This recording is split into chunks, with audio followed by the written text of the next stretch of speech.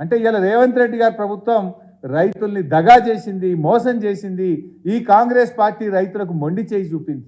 ఇలా రైతుల విషయంలోనే కాదు, ఇలా ఇతర అంశాల విషయంలో ముఖ్యంగా రైతులకు సంబంధించి కూడా రుణమాఫీ ఒకటే కాదు, కాంగ్రెస్ పార్టీ తన మేనిఫెస్టోలో రైతులకు ఏ అంశాలైతే చెప్పిందో ఏ ఒక్క అంశాన్ని కూడా కాంగ్రెస్ పార్టీ ఇలా అమలు చేయలేదు.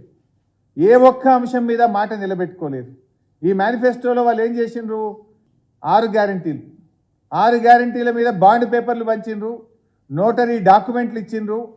ప్రజలు నమ్ముతలేరని చెప్పి బాండ్ పేపర్ మీద రాసి ఇంటింటికి ఇచ్చొచ్చిండ్రు. 100 రోజుల్లో 6 గ్యారంటీలు, 13 హామీలు అమలు చేస్తామని చెప్పారు. మరి బాండ్ పేపర్లు పంచి నోటరీ డాక్యుమెంట్లు ఇచ్చిన కాంగ్రెస్ పార్టీ ఇలా రైతుల విషయంలో ఏం చెప్పింది? మేము రాగానే డిసెంబర్ 9వ తేదీ 2 లక్షల రుణమాఫీ. మోసం. రైతులకు, కౌలు రైతులకు ఎకరానికి 15,000 రూపాయలు ఇస్తాం. దగా. వ్యవసాయ కూలీలకు 12,000 రూపాయలు ఇస్తాం. దగా. వరి పంటకు క్వింటాల్కు 500 రూపాయల బోనస్ ఇస్తాం. దగా. అంటే 4 విషయాలు కూడా రైతులకు ఇచ్చిన 4 హామీలను కూడా తుంగలో దొక్కి రైతులను నట్టేట ముంచింది ఇలా కాంగ్రెస్ పార్టీ, నేడు అధికారంలో ఉన్న కాంగ్రెస్ ప్రభుత్వం. అంటే మీరు రుణమాఫీ విషయంలో మోసం చేసిండ్రు, రైతు బంధు విషయంలో మోసం చేసిండ్రు, కౌలు రైతులకు మోసం చేసిండ్రు, వ్యవసాయ కూలీలకు అన్యాయం చేసిండ్రు, వరి ధాన్యానికి బోనస్ ఇస్తామని కూడా దగా చేసింది ఇలా కాంగ్రెస్ పార్టీ. ఏ మొహం పెట్టుకొని రేపు పార్లమెంట్ ఎన్నికల్లో ఓట్లు అడుగుతారు? మేము మీకు నోటరీ డాక్యుమెంట్లు ఇచ్చి మేము బాండ్ పేపర్ల సాక్షిగా రాష్ట్రంలో రైతుల్ని మోసం చేసినాం, మా కాంగ్రెస్ పార్టీకి ఓటేయండి అని అడుగుతారా?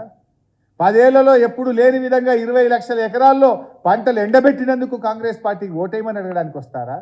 నీటి నిర్వహణలో వైఫల్యం చెందాం, కరెంటు సరిగా ఇవ్వలేకపోయాం, మీ మోటార్లు గాలబెట్టాం, ట్రాన్స్ఫార్మర్లు కాలిపోయి రైతుల మీద అదనపు భారం పడ్డందుకు కాంగ్రెస్ పార్టీకి ఓటేయమని అడగడానికి మీరు గ్రామాల్లోకి వస్తారా అని నేను అడుగుతా ఉన్నా.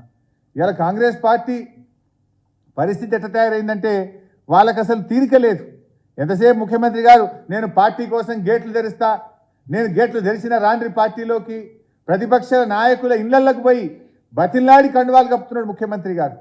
మీరు గేట్లు తెరవాల్సింది పార్టీ గేట్లు కాదు, ప్రాజెక్టుల గేట్లు తెరవండి, ఎండిపోతున్న పంటలు కాపాడండి, గ్రామాల్లోకి వెళ్ళండి, రైతులకు ధైర్యం కల్పించండి, వెంటనే అత్యవసరంగా రివ్యూ మీటింగ్ పెట్టి రాష్ట్రంలోని రైతులకు ఎక్కడెక్కడ ఎంత నష్టం జరిగిందో అంచనా వేసే విధంగా రిపోర్ట్లు తెప్పించి ప్రతి ఎకరానికి 25,000 రూపాయల ఆర్థిక సహాయం చేయాలని చెప్పి బీఆర్ఎస్ పార్టీ పక్షాన మేము డిమాండ్ చేస్తూ ఉన్నాం.